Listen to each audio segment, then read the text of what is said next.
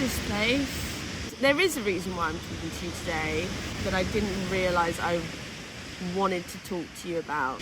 And I realised that it might help someone. And I hope it helps someone. So I thought I would talk about it. Okay, so to put into perspective, this summer, as you've probably seen, just has been amazing. It's been the best summer of my life. A summer that's been full of growth and I think just growth. I think mainly that. I think above all else, I had the intentions of emerging myself, but was so emerging myself in the idea of backpacking, and you want to carry as little as possible because it is exhausting carrying a heavy bag. I haven't worn makeup or washed my hair properly in, I want to say 5 months, but I might be wrong, maybe longer. And my hair was great. It was it's fantastic, it's healthy, and yeah. And my skin has literally never been so clear. And I also want to paint a picture for you guys, right? When I was 18, I discovered fake tan. I am half Irish, very pale. Doesn't matter how long I stay in the sun, she stays the same, and I'm okay with that. But when I was 18, I had fake nails I had 2 years, and I didn't not have full acrylics, and fake tan, the whole 10 yards. And I essentially convinced myself that that was why I was attractive. So when those things weren't there, I was essentially an all-time insecure low. As time's gone on, that has drastically changed. Now, I'm not turning around saying to you, I'm never going to fake tan again. Are you joking? Wedding, whatever, I'll be there. I'll put a slap of fake tan on to give myself a glow. I deserve a glow. Just because I'm a pale gal doesn't mean I don't deserve a glow. That's not what this video is about, okay? And it doesn't mean that I'm not going to wear mascara again, and it doesn't mean that I won't do a full face of glam if I feel like it. What I'm saying is,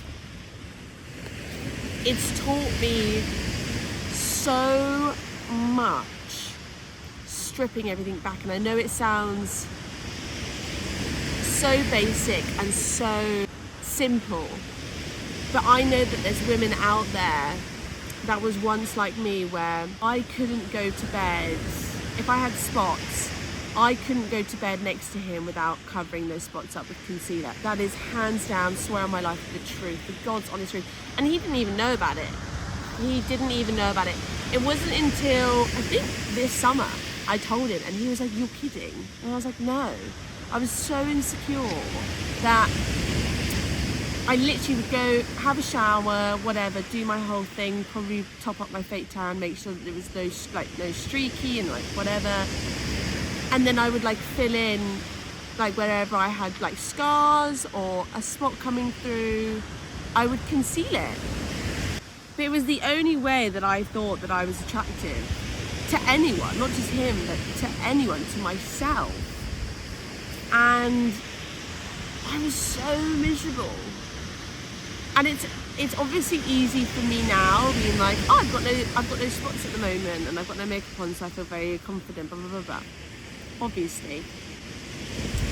But there has been a journey on when my skin has been bad on this trip, which hasn't been often, because I haven't washed my face very often, I haven't moisturised very often, and I haven't touched it, and I haven't played with it or put makeup on.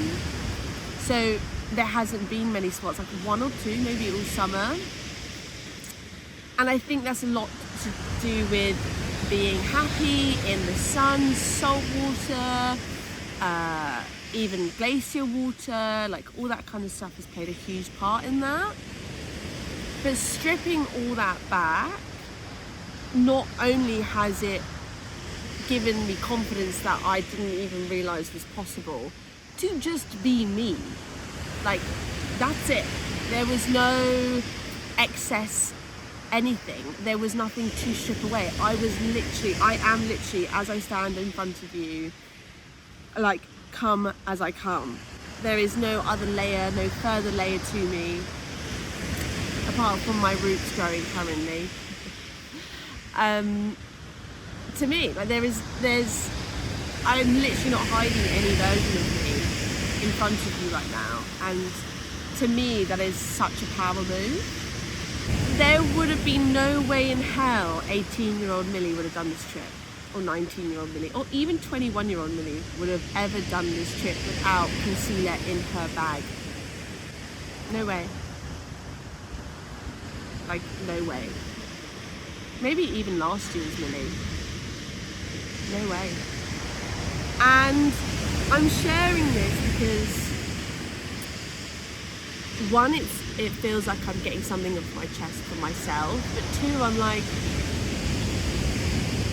I'm so proud of me, and I didn't know this version of me existed. I'm sharing it because, in case you didn't realize there was a version of you like this that exists, and maybe you want to give it a go, or maybe at the moment you are a 19-year-old version of Millie who can't sleep next to a man or a woman or anything in between without covering something up that they're insecure about. And it's not easy. There were so many times that I was like, why are you doing this? What, like, just take it off. And I'd wipe it off and I'd go, no, I cannot walk in that room with the lights on and him see my spots. I just can't.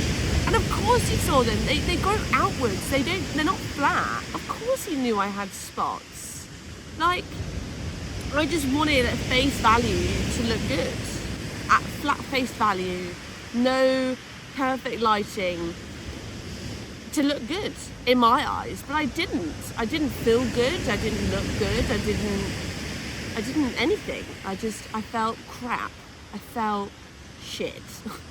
There's no two ways about that. I felt like absolute dog shit, and now I don't. Take it wrong. Wait, hold up. I do sometimes feel shit, absolutely.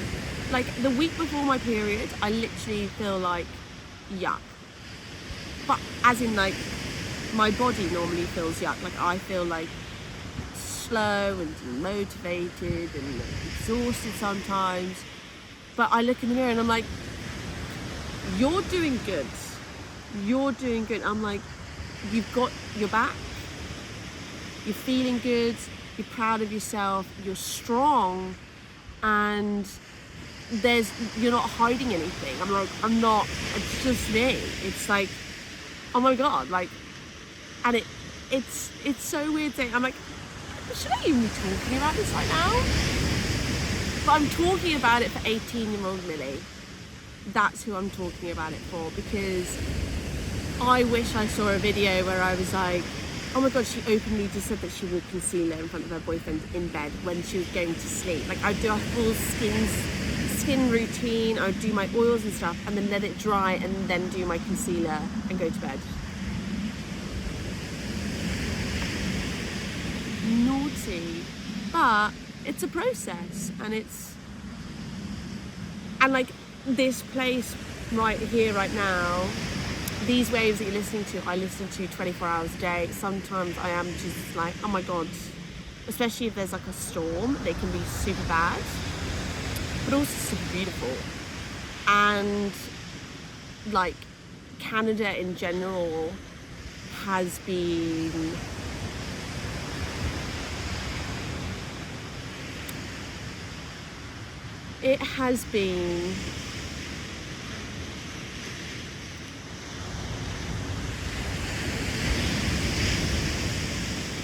beautiful.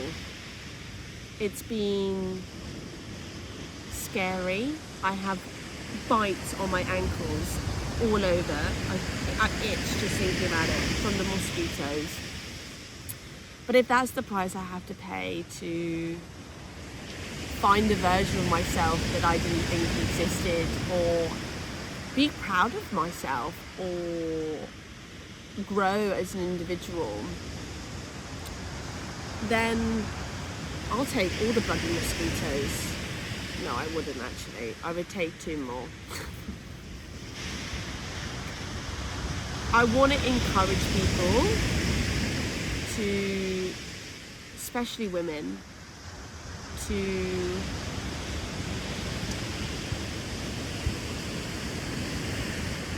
grow where they didn't think they would grow, and to stay open-minded.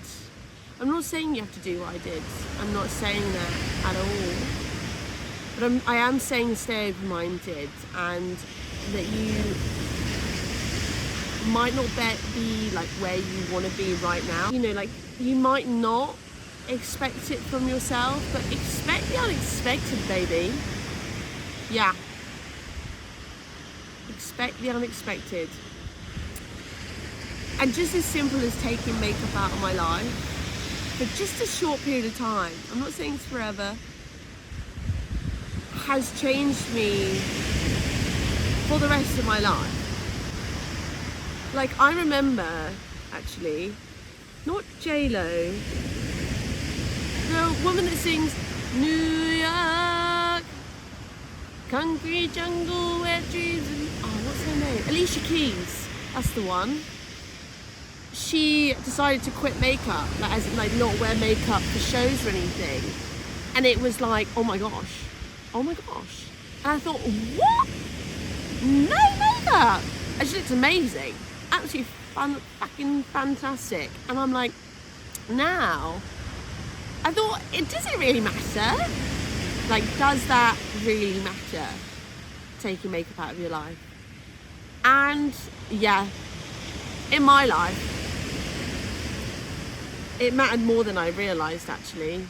I think that's the biggest learning curve, is knowing what is a necessity, oh, bloody hell words, essential in your life. You know, like, is it something that you need to put in your backpack in order to have great experiences? Does it add any value to who you are as a person? No. I thought it did. It doesn't. So, if there's anything that you take away from this video, I hope you take away that everything that you need to be the person that you want to be is already inside you.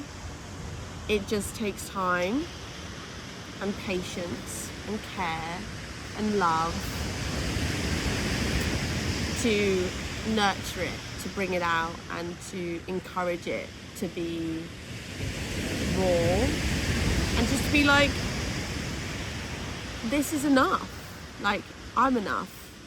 And to say that, and to believe it and to understand it, is the most powerful thing you can give to yourself. And it's irreplaceable, and no one can break it, and it's yours. The thing I did want to say is I appreciate every single one of you for supporting me and being there for me and being my little cheerleaders, and you know exactly who you are, and I love you, and I appreciate you, and the fact that you show up every Sunday to watch me is beautiful, and I love you for that. And I don't even know what else to say, because I'm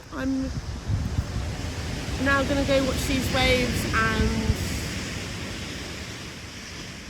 have a little meditation and just take in every minute that I have left here.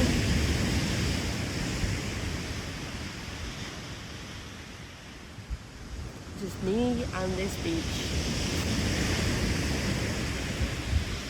And these scary bloody waves. Jesus Christ, look at these. Look at that. Wow. Big one, humongous one. The sets that come in here are just...